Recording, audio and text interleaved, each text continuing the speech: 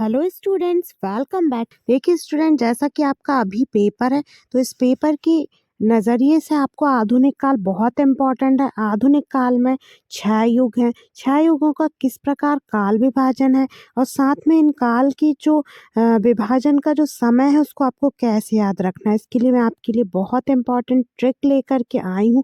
ये वीडियो आपको completely watch करना है पेपर में जाने से पहले, तो इसमें आपका कोई एक रिवीजन भी होने वाला है और साथ साथ में आपको इसके साथ सारा काल विभाजन भी जो आधुनिक काल का है वो याद हो जाएगा और कौन कौन से युग हैं और इन युगों का नाम क्यों पड़ा है। तो इससे आप कभी यदि युग जैसे कि छायावादी युग किसे कहते हैं, इनके प्रवर्तक कौन है, या ऐसे तरीके के जो क्वेश्चन बनते हैं उन सारे क्वेश्चन को, सारे ऑब्जेक्टिव भी यदि इससे कोई आते हैं तो उन दोनों ही टाइप के क्वेश्चंस को आप अच्छे से अटेम्प्ट कर पाएंगे और फुल मार्क्स आप अपने एग्जाम में लेकर आएंगे। तो चलिए स्टूडेंट्स, वीडियो को शुरू करते हैं। आधुनिक काल को कितने भागों में बांटा गया, तो हम देखते हैं कि आधुनिक काल को 6 भागों में बांटा गया है। उसमें सर्वप्रथम आता है भारतेंदु काल या फिर भारतेंदु युग। तो भारतेंदु युग के बारे में हम जानेंगे कि इसके नाम से ही हमें पता चलता है कि भारतेंदु युग के प्रवर्तक रहे हैं कवि भारतेंदु हरिश्चंद्र। और यह काल सन 1850 से 1900 तक माना जाता है, मतलब कि लगभग 50 वर्ष तक ये युग चला है।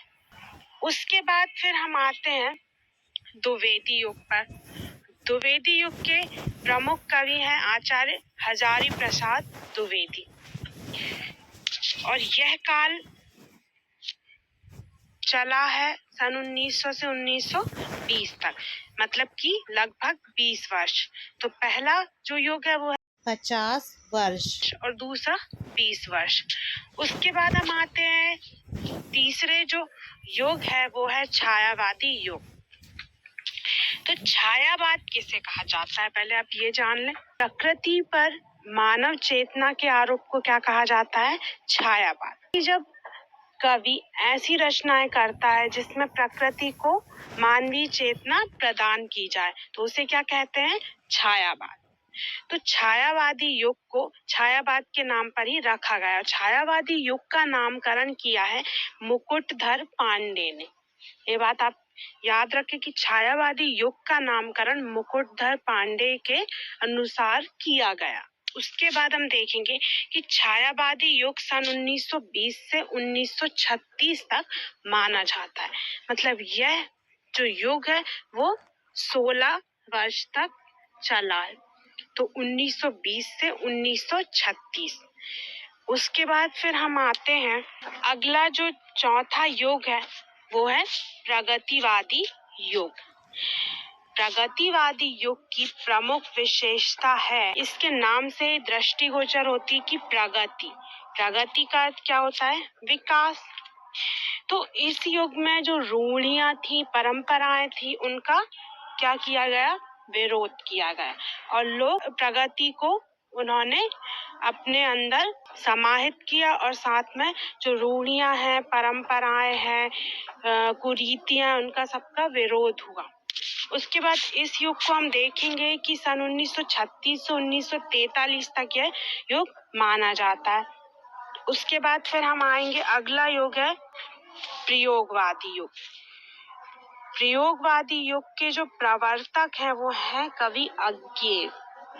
और प्रगतिवादी युग में बहुत से कवि हैं जो प्रमुख कवियों के रूप में जिनका नाम आता है, लेकिन प्रयोगवादी युग के प्रमुख कवि हैं कवि अज्ञेय। जो प्रयोगवादी कवि हैं अज्ञेय, और प्रयोगवाद की जो विशेषता है वो इसके नाम पर ही रखी गई है। जो विशेषता वो नाम के ही अनुसार है। जैसे कि प्रयोग का अर्थ होता है किसी भी चीज के बारे में जो हम प्रैक्टिकल करते हैं, तो ऐसे ही शिल्प के बारे में जो अधिकांश प्रयोग किए गए हैं, नवीन प्रयोगों पर ही आधारित ये जो युग है वो है प्रयोगवादी युग। और इसका जो काल है वो है सन 1943 से 1950। उसके बाद फिर हम आते हैं नई कविता पर, और नई कविता 1950 से आज तक लगातार इस युग के अनुसार रचनाएं होती जा रही हैं। तो मतलब नई कविता अभी तक भी जो साहित्य रचनाएं हो रही हैं, तो 1950 से आज तक नई कविता का काल ही चल रहा है। तो दोस्तों अब हम देखेंगे कि जो सारे युग हैं उनका काल विभाजन कब से कब तक माना गया है, उसको हम किस ट्रिक से याद रख सकते हैं।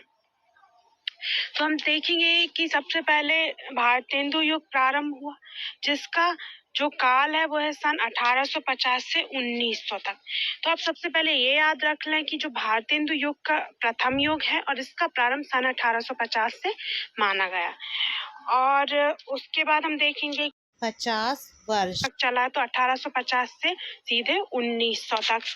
उसके बाद दूसरा युग है द्विवेदी युग, तो वो कब से कब तक माना गया है, सन 1900 से, क्योंकि भारतेंदु युग 1900 पे समाप्त हुआ है। तो द्विवेदी युग का प्रारंभ कब से माना जाता है, सन 1900 से 1920। मतलब प्रथम जो युग है वो 10 वर्ष और दूसरा जो युग है वो है 20 वर्ष। उसके बाद फिर हम आएंगे तीसरा युग, जो कि है छायावादी युग, तो वो सन 1920 से 1936, मतलब कि लगभग 16 वर्ष।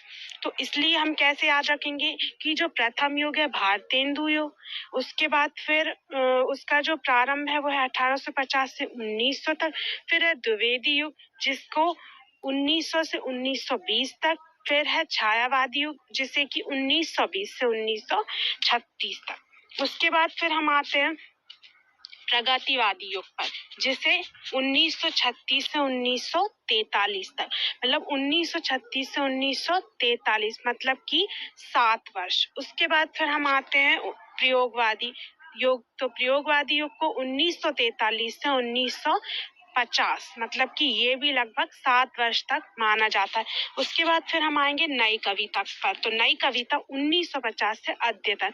तो आपको 2 युग याद रखने होंगे, प्रगतिवादी युग जो कि 1936 से 1943 और प्रयोगवादी 1943 से 1950। दोनों ही युगों का जो समय है वो है 7 वर्ष का। तो इसलिए आप सबसे पहले तो इन युगों का क्रम याद कर लें कि जो सर्वप्रथम जो युग है वो कौन सा है, भारतेंदु युग, उसके बाद द्विवेदी युग, फिर छायावादी युग, फिर प्रगतिवादी युग, फिर प्रयोगवादी युग और उसके बाद आती है नई कविता। और उसके बाद आप एक क्रम से इनका काल याद रख लें कि 1850 से 1900 तक, 1900 से 1920, 1920 से 1936 और फिर 1936 से 1943 और 1943 से 1950 और फिर उसके बाद 1950 से अद्यतन। तो दोस्तों मुझे उम्मीद है आपको मेरा ये वीडियो पसंद आएगा, और यदि आपको मेरे ये वीडियोस पसंद आ रहे हैं तो आप वीडियोस को लाइक और शेयर करना ना भूलें।